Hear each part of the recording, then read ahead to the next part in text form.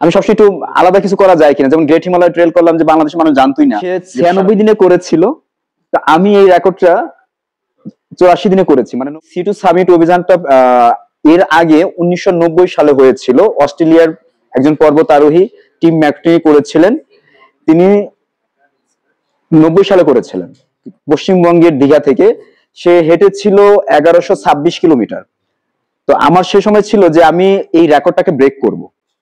আমি সবসময় একটু আলাদা কিছু করা যায় কিনা, যেমন গ্রেট হিমালয় ট্রেল করলাম যে বাংলাদেশের মানুষ জানতোই না যে সারা পৃথিবীতে 32 জন 30 জন মানুষ 33 জন মানুষ করেছে, সেটা করেছি। তো ওই সময় মনে হলো যে আমি এই রেকর্ডটা ব্রেক করতে পারি কিনা। তো তখন দেখলাম যে তার রেকর্ড ব্রেক করার সুযোগ আছে। সে 1126 কিলোমিটার পথ হেঁটেছে, আমি হেঁটেছি 1372 কিলোমিটার। তো আমি লংগেস্ট ল্যান্ড জার্নি। সে সাঁতরায়নি, কিন্তু আমি 3 কিলোমিটার সাঁতরিয়েছি। এটা আবার নতুন অ্যাড হয়েছে। সে যখন এই অভিযানটা করেছে তার বয়স ছিল 45 বছর, আমার তার থেকে অনেক কম। সো সেই হিসেবে আমি ইয়ংগেস্ট এই রেকর্ডটা ব্রেক করার।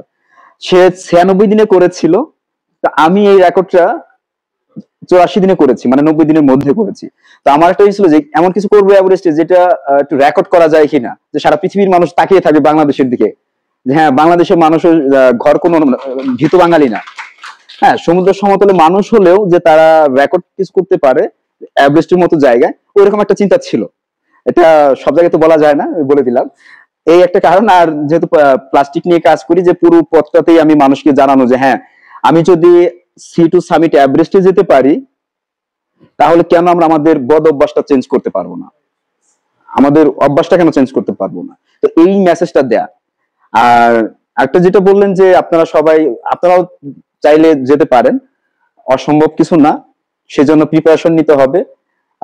সর্বপ্রথম মেন্টাল প্রিপারেশন, তারপর ফিজিক্যাল, তারপর ট্রেনিং, তারপরে আস্তে আস্তে উচ্চতা 5000 মিটার, 6000 মিটার, 7000 মিটার, দেন 8000 মিটার। আর কোনো প্রশ্ন? হ্যাঁ, ওকে তাহলে।